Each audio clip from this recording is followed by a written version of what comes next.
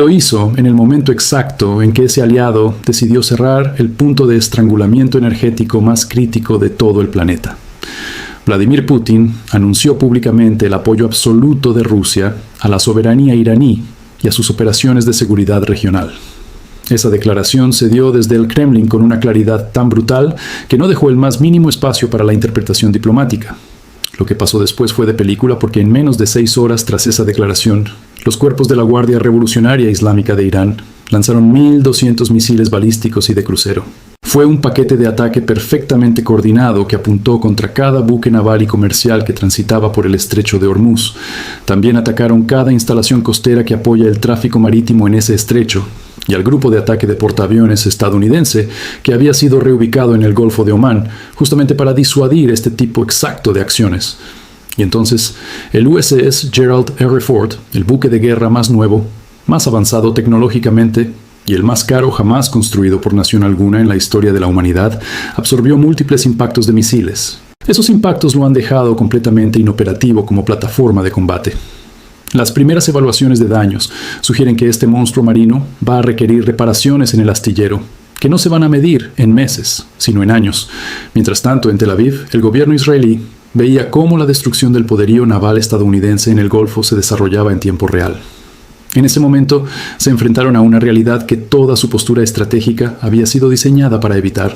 Porque sin la presencia de los portaaviones estadounidenses en la región, sin la amenaza implícita del poder aéreo americano que esa presencia representa, y sin las líneas de suministro que fluyen a través del ahora cerrado estrecho de Hormuz, la situación cambió por completo.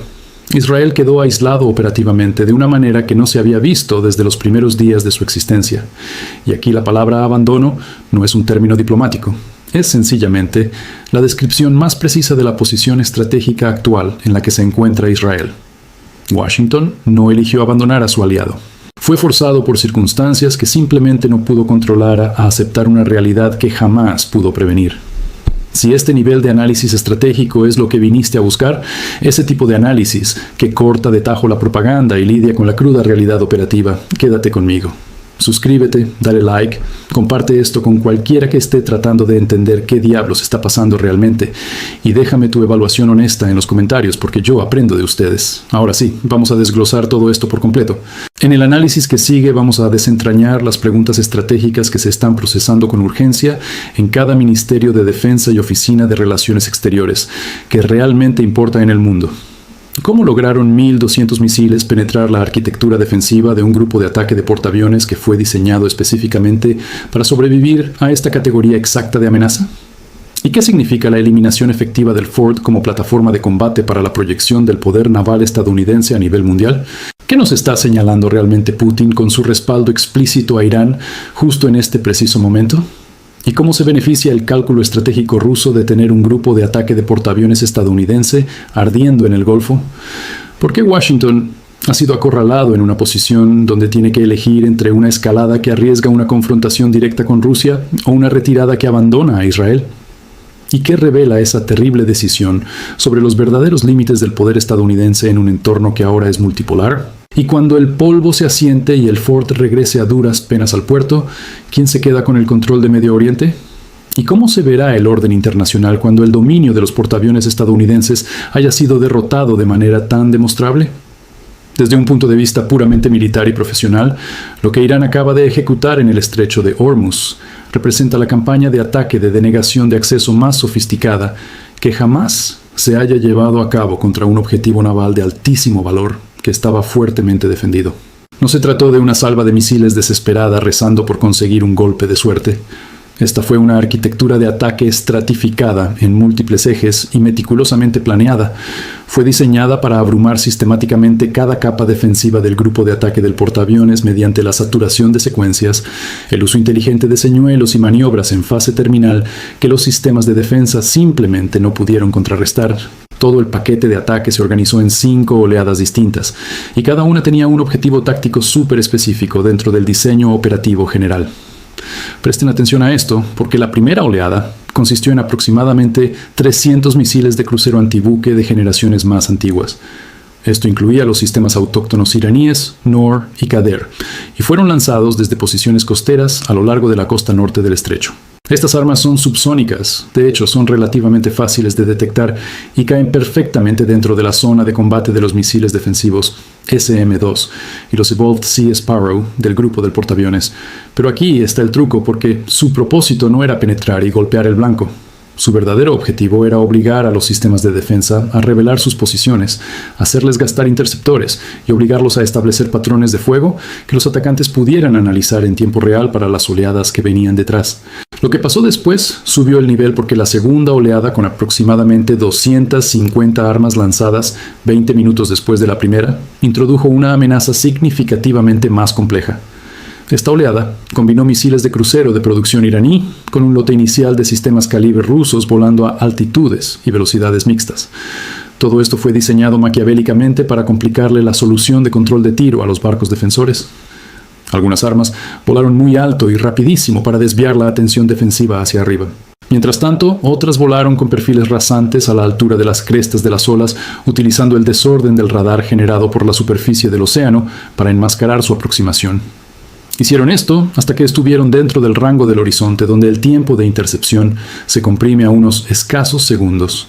En ese momento, el sistema de combate defensivo Aegis, a bordo de los cruceros y destructores de escolta, estaba colapsando, procesando flujos de objetivos desde múltiples vectores simultáneamente. Y cada uno llegaba con perfiles de amenaza distintos que requerían geometrías de intercepción completamente diferentes. La tercera oleada fue sin duda el punto de inflexión. Aproximadamente 400 misiles, incluyendo el K-Bar Shekan iraní y variantes rusas confirmadas del K-Bar M, fueron lanzados en una ventana de tiempo súper comprimida. Estaban diseñados para llegar sobre el área del objetivo exactamente al mismo tiempo. Esto creó la condición de saturación perfecta que toda doctrina de denegación de acceso busca lograr desesperadamente. Básicamente buscaban generar más amenazas simultáneas que los interceptores listos que el sistema de defensa tiene para enfrentarlas. Así lograron comprimir el ciclo de decisión hasta un punto en el que los operadores humanos ya no pueden mantener el control efectivo.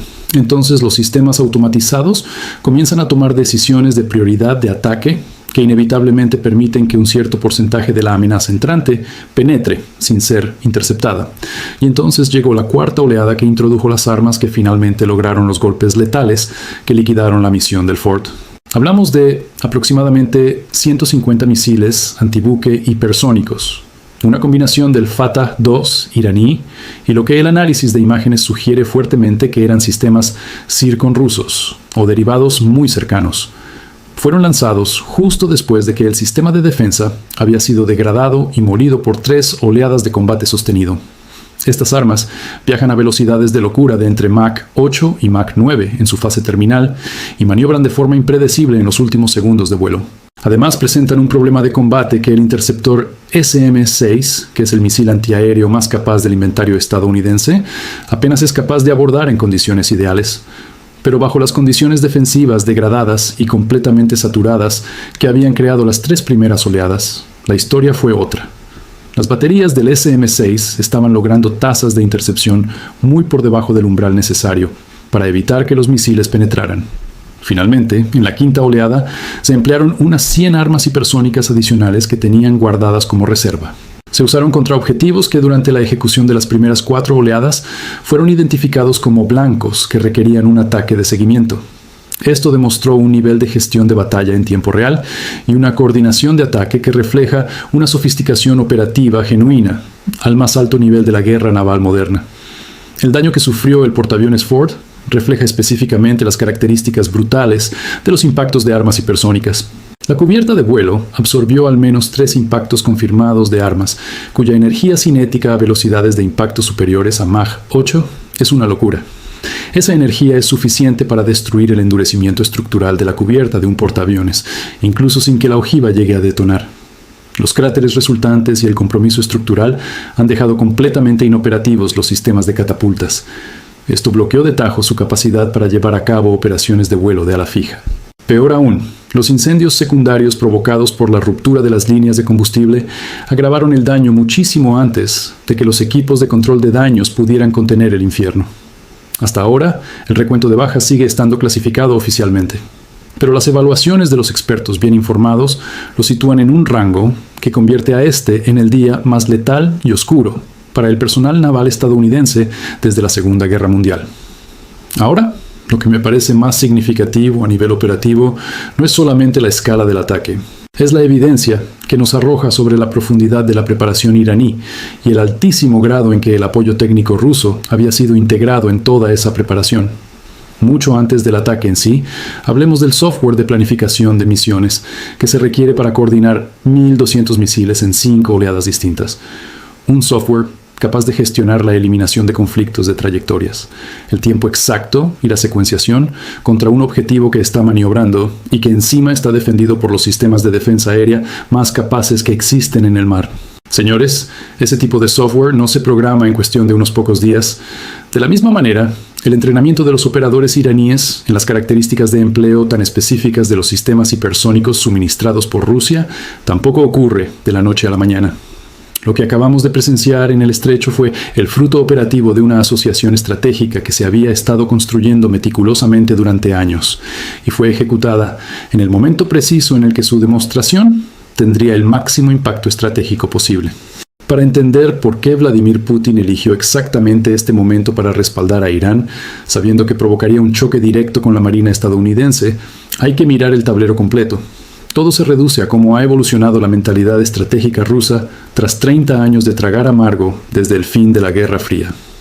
Desde la expansión de la OTAN en los 90, Moscú llegó a una convicción inquebrantable. Están convencidos de que Estados Unidos jamás los aceptará como una gran potencia legítima con su propia esfera de influencia. Cada crisis y cada negociación en estas 3 décadas solo les ha confirmado esa teoría. Por eso, la estrategia rusa hoy se enfoca en una sola cosa. Quieren construir la capacidad de imponerle a Washington un costo de proyección de poder tan alto que simplemente no estén dispuestos a pagarlo. Y aquí es donde Irán entra al juego como la pieza maestra de Putin. Irán ocupa una posición geográfica privilegiada y posee un arsenal que le rompe los esquemas a las fuerzas estadounidenses en una región donde es carísimo mantener tropas. Hablamos del estrecho de Hormuz, un cuello de botella por donde pasa el 20% del comercio mundial de petróleo todos los días. Esa amenaza de misiles y drones iraníes es un muro que ninguna cantidad de barcos americanos puede derribar sin sufrir bajas masivas. Un nivel de bajas que, seamos honestos, la política interna de Estados Unidos no puede soportar. Por eso, cuando Putin dijo que los intereses de Rusia están atados a la seguridad de Irán, no era un simple discurso político. Fue una advertencia directa a Washington de que cualquier ataque aéreo masivo para destruir la capacidad iraní será visto como una amenaza a Rusia. Ese tipo de campaña aérea que el Pentágono lleva décadas simulando, ahora se toparía con contramedidas rusas directas. Putin dejó esas medidas en la ambigüedad a propósito, y esa es la mejor disuasión. Obliga a los generales estadounidenses a considerar desde la entrega de armas rusas avanzadas hasta la intervención militar directa de Moscú. El momento de este ataque fue calculado quirúrgicamente. Rusia sabe que Estados Unidos está sobreextendido en múltiples frentes alrededor del mundo y que su industria armamentística no da abasto con el consumo actual de municiones. A esto, súmenle un escenario político estadounidense brutalmente dividido entre los que quieren seguir dominando el mundo y los que exigen retirarse. En este contexto, el costo de responder al ataque del portaaviones Ford, arriesgando una guerra directa con Rusia, es infinitamente mayor que hace 5 años. Para Putin, el resultado operativo es una victoria estratégica absoluta. El Ford está fuera de combate y la aviación naval estadounidense, la punta de lanza de su poder ofensivo en la región, tuvo que retirarse del teatro de operaciones. Israel está viendo esto en primera fila y acaba de chocar contra un muro de realidad. Se acaban de dar cuenta de que el apoyo militar de Estados Unidos tiene límites dictados por el riesgo, no por las promesas. El mensaje para el mundo entero es clarísimo e innegable. La era del dominio militar estadounidense incuestionable, donde un portaaviones bastaba para asustar a toda una región, se terminó. Entramos de golpe a una era multipolar, altamente disputada y muchísimo más peligrosa para las tropas estadounidenses. Desde mi experiencia, analizando cómo opera la seguridad nacional en Washington, les puedo decir que este es el peor escenario posible. Están atrapados en un problema estratégico que no tiene solución, solo tienen que elegir su propio veneno. El primer camino es la escalada militar. Esto implicaría bombardear los sitios de lanzamiento iraníes y toda su infraestructura de misiles para demostrar que nadie ataca a Estados Unidos de gratis. Pero los costos de hacer esto son una auténtica pesadilla multidimensional. Para empezar, destruir esa red de misiles fortificada tomaría semanas de bombardeos incesantes y miles de vuelos, y tendrían que aceptar la pérdida de aviones en el espacio aéreo más hostil que han enfrentado desde Vietnam. Irán tiene una red de defensa que combina los sistemas S-300 rusos con su propio sistema Bavar 373. Este sistema local ya demostró que puede enganchar objetivos que los equipos viejos no detectaban. Sí, los cazas furtivos F-22 y F-35 de Estados Unidos pueden reducir el riesgo, pero de ninguna manera son invulnerables y empezarían a caer. El segundo problema es que Irán respondería cerrando inmediatamente el estrecho de Hormuz. Llenarían el agua de minas y dispararían contra cualquier barco petrolero, además de atacar las refinerías de todos los países del Golfo. El impacto global sería devastador, y no es una locura pensar en el barril de petróleo volando por encima de los $200. Ese golpe económico hundiría a las principales economías del mundo en cuestión de semanas. Y el tercer punto, el más aterrador de todos, es que la escalada no se detendría ahí. Si Rusia decide que ese bombardeo estadounidense activa la promesa de protección de Putin, las cosas se saldrían de control. Podrían enviar apoyo militar directo a Irán o atacar intereses americanos vulnerables en otras partes del mundo, desatando un conflicto global que nadie podría frenar. El otro camino que le queda a Washington es la retirada estratégica. Significa tragarse el orgullo, aceptar la pérdida del portaaviones Ford y reducir su presencia en el Golfo para evitar la Tercera Guerra Mundial. Pero esto tiene un precio geopolítico altísimo, empezando por el abandono de Israel. Ningún político americano quiere decir esto en voz alta, pero operativamente es la realidad. Sin los aviones de los portaaviones estadounidenses, Israel no tiene la capacidad para enfrentar esta magnitud de amenazas por sí solo. Y piensen en el mensaje que esto le envía al resto de los aliados de Estados Unidos en el mundo. Si Washington no es capaz de proteger a su mejor amigo en el Medio Oriente por miedo al riesgo militar, ¿qué valor tienen sus promesas de seguridad? Esta pérdida de credibilidad destruiría toda la red de alianzas que mantiene el orden global estadounidense. Por eso hay un silencio sepulcral en Washington, porque ambas opciones conducen al colapso de su influencia. Mientras tanto, los planificadores militares en Israel están viviendo su peor pesadilla en tiempo real. La suposición que mantuvo viva su política de seguridad desde 1973 acaba de hacerse pedazos. Siempre creyeron que, pasara lo que pasara, el ejército de Estados Unidos iba a intervenir para evitar la destrucción del Estado de Israel. La retirada del Ford bajo fuego destruyó esa garantía más rápido que cualquier tratado político. Y los movimientos tácticos que estamos viendo lo confirman. Las fuerzas de defensa de Israel acaban de suspender sus ataques planeados contra Hezbollah, en el sur del Líbano. No porque ya no quieran hacerlo, sino porque sin la cobertura aérea de Estados Unidos, el riesgo es un suicidio. También detuvieron la desmovilización de sus tropas de reserva, dejándolas en el campo de batalla por miedo a quedarse sin gente si todo explota. Incluso están abriendo canales diplomáticos secretos con Moscú para ver si Rusia puede calmar a Irán. El golpe psicológico de esto es brutal para la sociedad israelí. Llevan generaciones viviendo en guerra, pero siempre con la tranquilidad de que Estados Unidos era su escudo invencible. Esa confianza se esfumó, y ahora el liderazgo israelí se enfrenta a una pregunta de supervivencia pura. ¿Puede el Estado sobrevivir cuando los misiles de precisión iraníes pueden golpear cualquier rincón de su territorio? ¿Pueden resistir cuando Hezbollah tiene las armas y las ganas de mantener una guerra intensa indefinidamente? Y sobre todo, ¿pueden sobrevivir cuando Estados Unidos ya no está dispuesto a arriesgar a sus tropas para defenderlos? Aquí es donde entra el factor nuclear, y hay que hablar de esto con mucho cuidado. Es un secreto a voces desde hace 50 años que Israel tiene un arsenal nuclear clandestino. Siempre ha sido su carta del fin del mundo, la garantía de que una derrota militar no significaría el exterminio de su nación. Pero usar armas nucleares es un punto de no retorno absoluto, con consecuencias irreversibles. El debate hoy en Israel es si esta crisis, que es grave pero aún no es el fin del mundo, justifica empezar a amenazar con los misiles nucleares. Personalmente, creo que aún no llegamos a ese punto, pero estamos más cerca de esa línea roja que nunca desde 1973. Si me piden mi evaluación honesta, después de años estudiando cómo se arman y se caen los imperios regionales, les diré esto. Estamos viendo el funeral de la arquitectura de seguridad de Medio Oriente que construyó Estados Unidos. Lo que viene ahora tomará años en estabilizarse, pero las reglas del nuevo juego ya están sobre la mesa. El nuevo orden ya no se trata de valores democráticos o ideologías, se trata de poderío militar puro y duro combinado con geografía estratégica.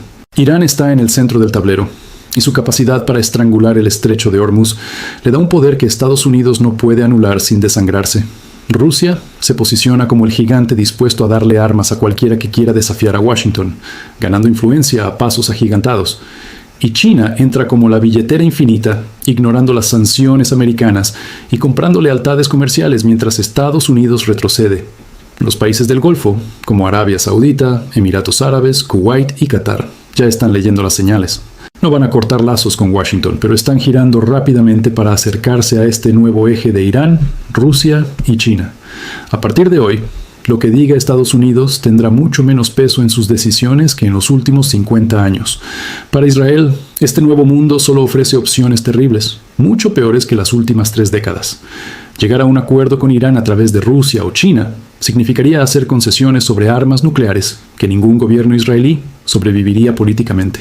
Seguir peleando sin el respaldo de Estados Unidos significa vivir en estado de alerta máxima permanente y sin salida. Y retroceder para solo defender sus fronteras significa tirar a la basura toda la estrategia militar de despliegue avanzado que usan desde 1967. A nivel global, este cambio de poder va a sacudir los mercados de energía de forma permanente.